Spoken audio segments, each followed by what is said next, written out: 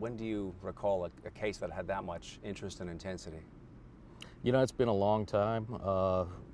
You know, I have to think back, spanning years, you know, back in Austin, when we've had similar cases, you know, kids have, you know, come up missing and that kind of thing.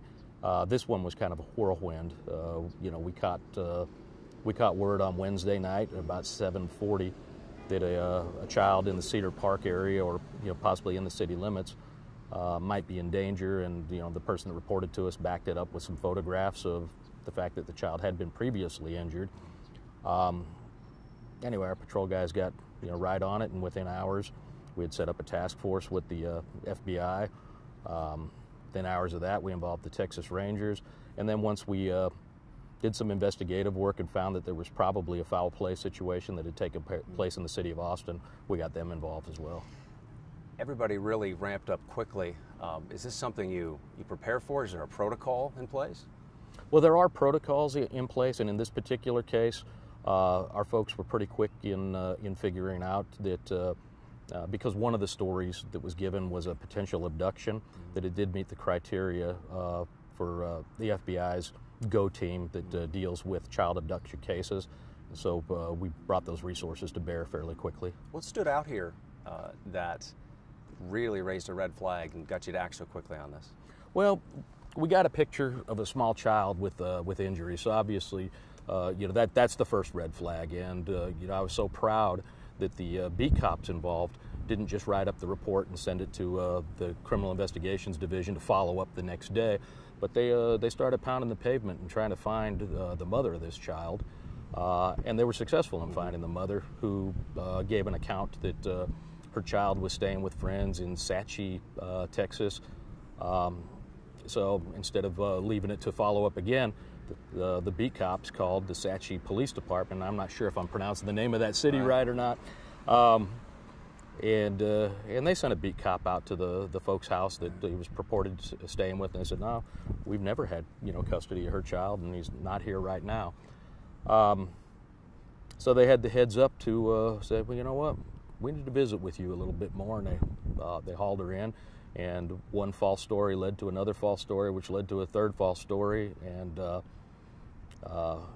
we figured out fairly quickly we're not going to get to the truth with this lady.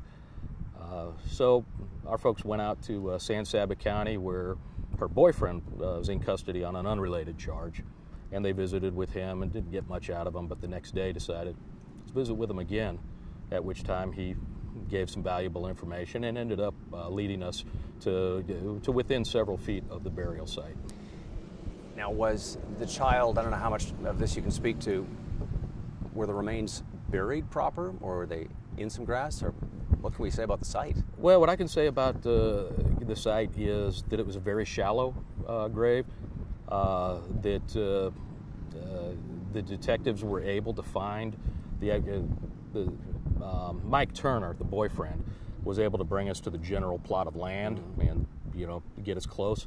But the detectives kept combing the area at about 2:30 in the morning, and were able to locate, you know, the site, because it was a shallow grave, and there was some description that he had given that led them to believe, well, this is the place to look. Was the child clothed? Yes, and was the child was actually wrapped in a blanket. His blankie? Well, you know, I can't go into any you know, details, because you know, I believe that there are some elements of the crime scene that the Austin Police Department is still going to be visiting with her about. I mean, we're all wondering, you know, were there teddy bears at the site? That kind of, it's horrendous. It takes you were there. You saw this thing first close up. Yeah, I was there at the time that the body was recovered, and, you know, I'd be lying if I told you it wasn't one of the more emotional days of my career. What ran through your soul at that point?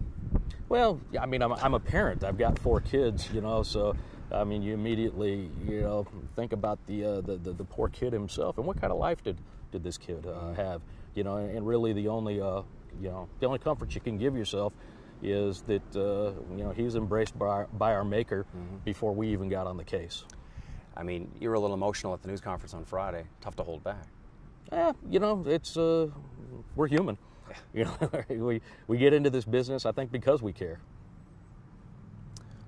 What happens now then? I mean, how is this going to be resolved or put to rest in a way, at least in your conscience? Well, I think it's important that folks, understand we're talking about two different cases.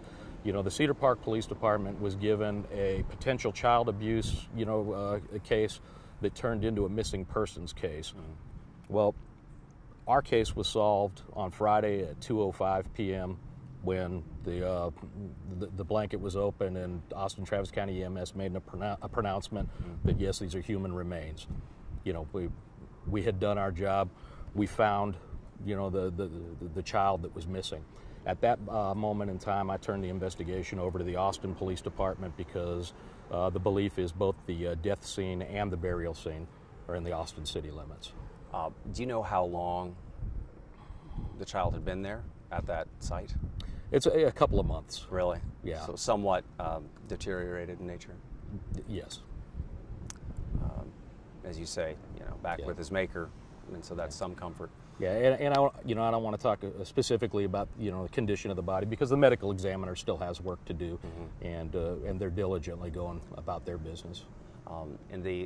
I don't know how much you can speak to Austin's case and the charges brought in Travis County with regard to tampering of evidence. Legally, that seemed to be the most obvious charge to file at this point. Well, I think it's an appropriate charge to file because we do know that the child's corpse was improperly disposed of, buried in a field. But the Austin Police Department still has work to do on things like cause of death, motive, and those kinds of things. Saturday, this was an incredible emotional scene. You visited. You were here at this Memorial Day. Yes, I was. What was that like? And I plan on being at the funeral as well. Yeah.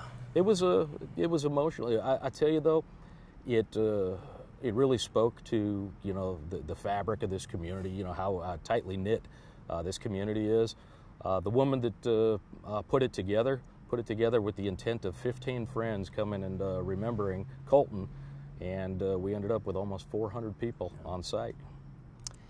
And it's a shame that it happened anywhere, but Cedar Park's a little bit of a different place after all this. I don't know. Well, Cedar Park is a very family-friendly community. As you know, it's a very good place to raise a family. So, I think it really hit home with our residents that there was a Cedar Park nexus to this thing. Although the crime itself didn't occur in our city, the mother was located in our city. And Chief, why did it happen? Why did it have to happen?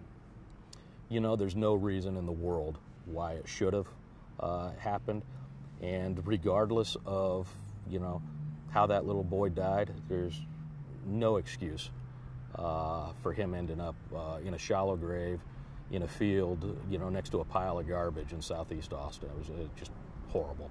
Even though the parents have run into trouble with the law, should they have gone to law enforcement if the child had passed in their presence? Absolutely. They should have involved law enforcement, EMS if appropriate, depending on what was happening with the child. And another big issue with this particular case is the photographs that were presented to us were photographs that were taken before this little child died, which means that there's folks out there that sat on these photographs for months. I don't know who. I'm sure that will be forthcoming. And your assistant chief had mentioned a state Child Protective Services a series of complaints to that agency. We do know that Child Protective Services was involved in Colton's life, but we don't know to what extent at this point.